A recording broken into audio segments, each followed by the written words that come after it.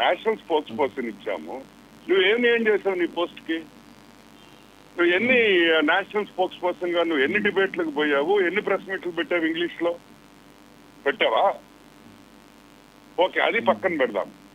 నువ్వు ఎన్ని రోజులు ఆంధ్రాలో ఉన్నావు నీకు పోస్ట్ ఇచ్చిన తర్వాత? ఏపీలో your basically based in Hyderabad. నువ్వు తెలంగాణలో కూర్చొని అక్కడి నుంచి 2-3 టీవీ ఛానల్స్ కి వెళ్ళి నువ్వు డిబేట్లు చేస్తున్నావు. సరే, అది కూడా పక్కన పెడదాం. పార్టీ గెలిచిన తర్వాత ఫస్ట్ ఫేజ్ లో అతనికి చైర్మన్షిప్ పోస్ట్ రాలేదని ఒక టీవీ ఛానల్లో రెచ్చిపోయావు. కరెక్టా? అంటే మిగతా వాళ్ళంతా పిచ్చోళ్ళ? మేమందరం టీవీ ఛానల్స్ లో పోయి మాట్లాడకూడదా? ఎందుకు మాట్లాడలా? ఎందుకంటే మాకు క్రమశిక్షణ ఉంది కాబట్టి, ఒక డిసిప్లిన్ ఉంది కాబట్టి. అది వదిలేసి ఛానల్లో పోయి సీఎం గారి పర్సనల్ పిఎస్ ని ఎట్టంటే మాట్లాడతారా? సరే, అది కూడా చంద్రబాబు సిబిఎన్ గారు క్షమించారు. చైర్మన్ పోస్ట్ ఏంటంటే మాకన్నా మంచి పోస్ట్ ఇచ్చాడు ఆయన. ఫైబర్ నెట్ అనేది ఇట్స్ హ్యూజ్ ఆర్గనైజేషన్. ఎక్కడ తక్కువ చేసామంటాం మేము. అవును, వాస్తవంగా చంద్రబాబు నాయుడు గారు అన్ని ఎక్కువ చేశారు జీవీ రెడ్డికి, అన్ని ఎక్కువే.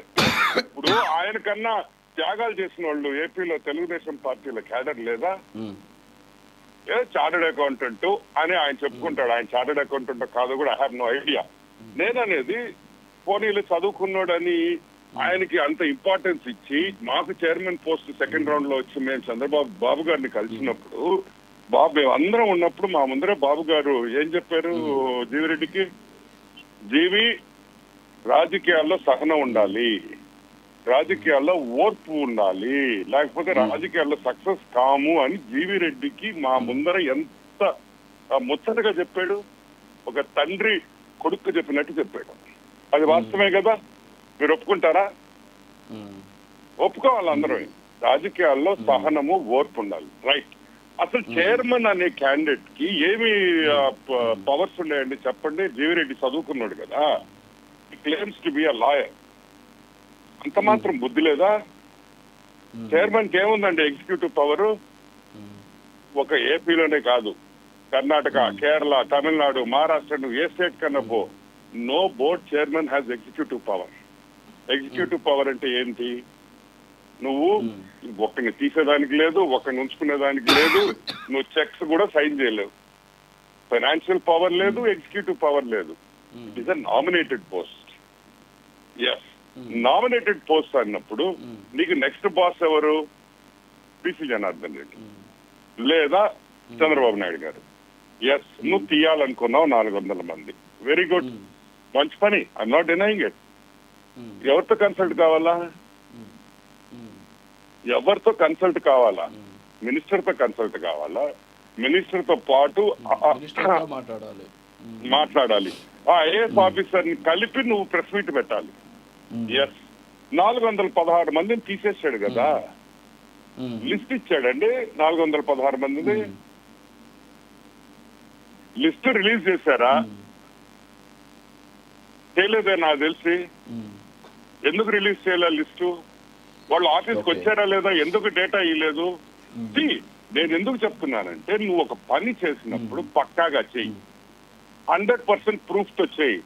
ఈరోజు నేను ప్రెస్ మీట్ ఎప్పుడైనా నేను ప్రెస్ మీట్ పెడితే నేను ఆధారాలతో పెడతా. నేను గాల్లో ఎప్పుడు ప్రెస్ మీట్ పెట్టను. Do a good job. అంతేగాని ముగ్గురు అఫీషియల్స్ ని నువ్వేంది తీసేసేది? నీకేం పవర్స్ ఉన్నాయని, ఆయనకి నాకు ఏం పవర్స్ ఉన్నాయని గవర్నమెంట్ అఫీషియల్స్ మనం తీసేసేదానికి వైసీపీ ప్రభుత్వంలో లేవు, మా ప్రభుత్వంలో లేవు, ఏ ప్రభుత్వంలో ఎక్కడా ఉండదు ఆ పవర్. సో ఇదంతా ఇంగ్లీష్ లో అంటాం ప్లేయింగ్ టు ది గ్యాలరీ అని. సరే, ఇప్పుడు అదే కదా సార్, అందుకే కదా ఇప్పుడు జీవీ రెడ్డి అదే కదా ఆవేదన. నాకు పవర్స్ లేవు, కనీసం ఆయన ఐఏఎస్ అధికారి కూడా నా మాట వినట్లేదు అనేది కదా ఆయన చెప్పేది. ఆయన నాకు ఎలాగో ఎగ్జిక్యూటివ్ పవర్స్ లేవు, నేను ఎగ్జిక్యూట్ చేయలేను. మరి అలాంటి సందర్భం లెట్ మీ ఆన్సర్. దానికి కూడా నేను సమాధానం. నేను అప్సడన్ చైర్మన్ ని, ఆక్వా అథారిటీ చైర్మన్ అని, నాకేం ఇబ్బందులు లేవా? అవును, మా ఐఏఎస్ ఆఫీసర్ రాజశేఖర్ గారు ఉన్నారు, బ్రహ్మాండంగా పనిచేస్తున్నాం. మొన్న ఆక్వా కాన్ఫరెన్స్ జరిగింది, మేమిద్దరం పక్క పక్కన కూర్చొని 4.5 hours రైతులతో మాట్లాడావు, పాయింట్స్ అన్ని నేర్చేసుకున్నావు. ఆల్రెడీ దాని మీద వర్క్ కూడా మొదలైపోయింది. ఇంకొక 1 month లో కొత్త పాలసీ వస్తుంది, 30 days లో. మాకేం ఇబ్బందులు లేవే.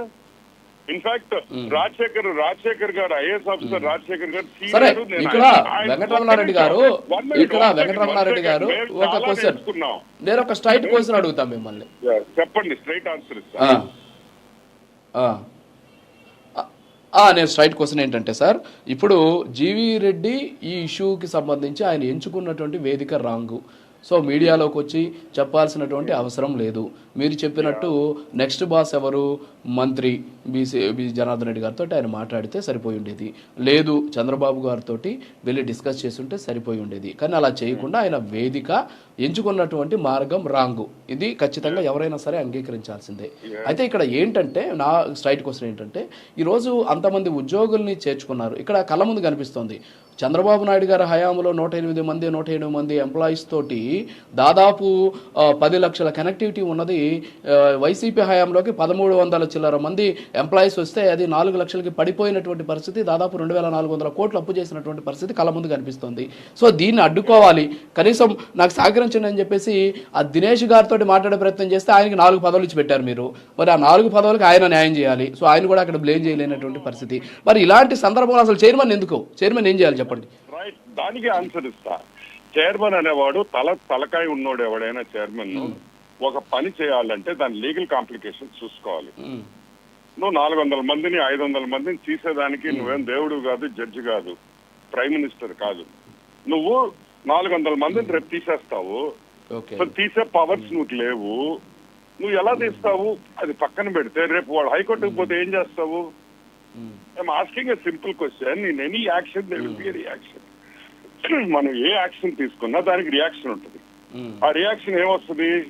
వాడు హైకోర్టుకు పోతాడు, స్టే తీసుకొని వస్తారు. వాళ్ళు ఏం చేస్తారు? So there is a procedure for that. ఊరికి దేవన్నా మన 400 మంది మీరు ఖాళీ చేసింది అమెరికా కాదు కదా, ఎలాన్ మస్క్ ఈమెయిల్ పంపింగ్ గానీ అందరూ ఫైర్ అయ్యేదానికి. మన సిస్టమ్ అటువంటి సిస్టమ్ కాదు. ఇండియాలో ఉండే రూల్స్ కాన్స్టిట్యూషన్ ప్రకారం మన వాలంటీర్లను తీసేసాం, మరి కాంప్లికేషన్స్ రాలేదా? వాలంటీర్లు తీసేసినప్పుడు ఇలాంటి కాంప్లికేషన్స్ రాలేదా? జీవీ రెడ్డి గారు సాక్ష్యాలతో బయటపెడుతున్నారు. అసలు వాళ్ళకి లేదు అని చెప్తున్నారు వాళ్ళు. అసలు వాళ్ళు కనీసము నామ్స్ ప్రకారం జరగలేదు, సాక్ష్యాలు ఉన్నాయని చెప్తున్నారు కదా. చెప్పండి. You asked me a question, let me answer. నేను మా ఊరే తీసుకుంటాము. మా ఊరు వాలంటీర్స్ ని ఎలక్షన్స్ ముందర నేను రాజీనామా చేయొద్దు, మన పార్టీ వస్తుందని చెప్పిన. ఏమైంది? అందరు రాజీనామా చేసేసారు ఎలక్షన్ ముందర. అది ఎవరు తప్పు? తెలుగుదేశం పార్టీ తప్ప, చంద్రబాబు నాయుడు గారు తప్ప? మేము చెప్పామా రాజీనామా చేయమని వాళ్ళని? వీళ్ళు రాజీనామా చేసి ఒక పార్టీ తరఫున క్యాన్వసింగ్ చేశారు. వీళ్ళు తీసేదేంది? మేము ఎక్కడ తీసాం వీళ్ళని? వాళ్ళు వెళ్ళిపోయారు. వాళ్ళు వెళ్ళిపోతే మాట తప్పేనా? వాళ్ళు వైసీపీ పార్టీకి ఒక్క నిమిషం అండి, వాళ్ళు వైసీపీ పార్టీకి ఓపెన్ గా ఊర్లలో వచ్చి ఎలక్షన్ క్యాంపెయిన్ చేస్తే చంద్రబాబు నాయుడు తప్ప? వాళ్ళు ఉంచుకోవాలా? మేము ఎవరిని తీసాం చెప్పండి వాలంటీర్స్ ని? మీరు ఒక అభియోగం వేసినప్పుడు యూ షుడ్ గివ్ ప్రూఫ్. ఆ ప్రూఫ్ ఏంది? ఇప్పుడు మీరేమన్నారు? వాలంటీర్లు ఎవరు తీశాడు వాలంటీర్ని?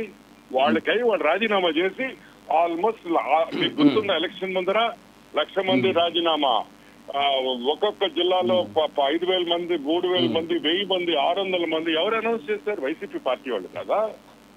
సో అది కూడా మా తప్పు. ఇప్పుడు వాళ్ళందరూ మమ్మల్ని తీసుకోమంటారా? It's foolish. నేను అనేది ఏంటంటే ప్రతి దాంట్లో